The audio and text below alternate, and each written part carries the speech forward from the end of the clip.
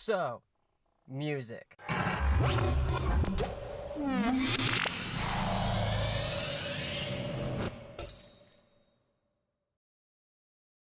So, you know when you're a teenager and you're in that phase of not knowing really what you like or what you're into, it's usually music that brings that out.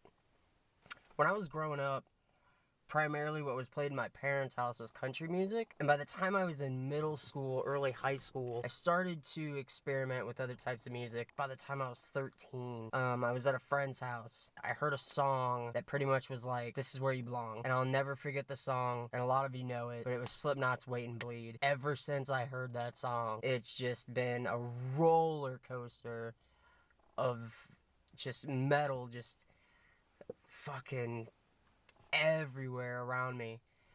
And it's been about 13 years, 14 years? Yeah, I'm an idiot.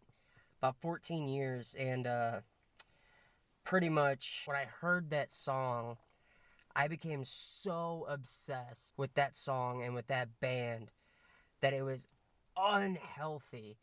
Like, my parents, they didn't say, "No, you can't listen to this," or anything like that. But they pretty much were like, "This is just a phase, he'll grow out of it."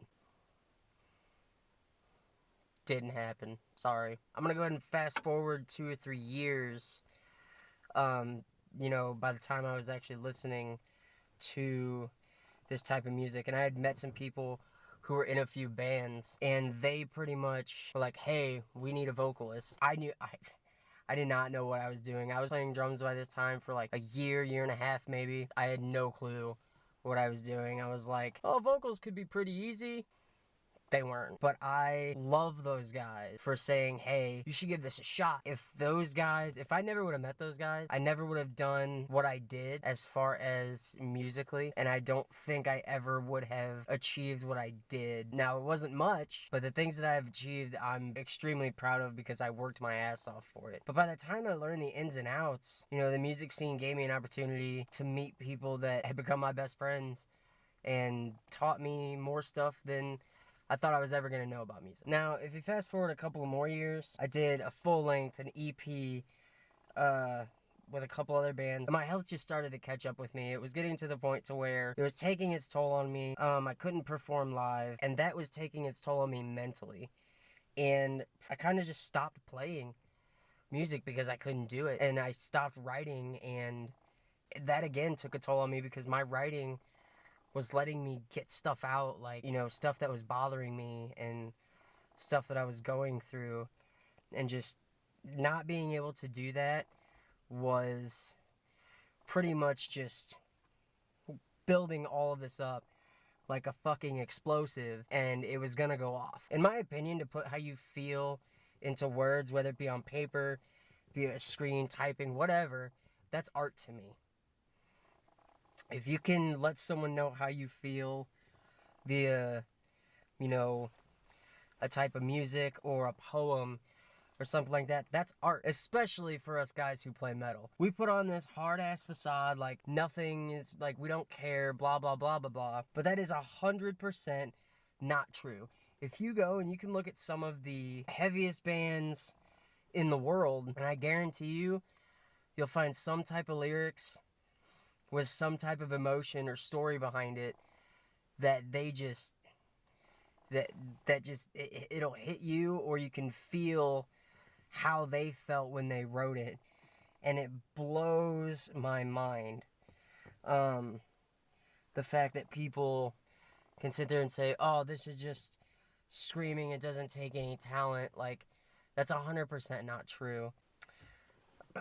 My mom passed away last year, and I took it pretty hard, and I actually thought it was weird because I didn't cry. And this is something I haven't told a lot of people, and I still haven't cried. And I've gotten comments from people like, "Oh, you're weird, you're fucked up, like you haven't cried." I had music. Music, once that happened, got me through it and held me down and pretty much gave me a sanctuary to go to when I wanted to do that stuff.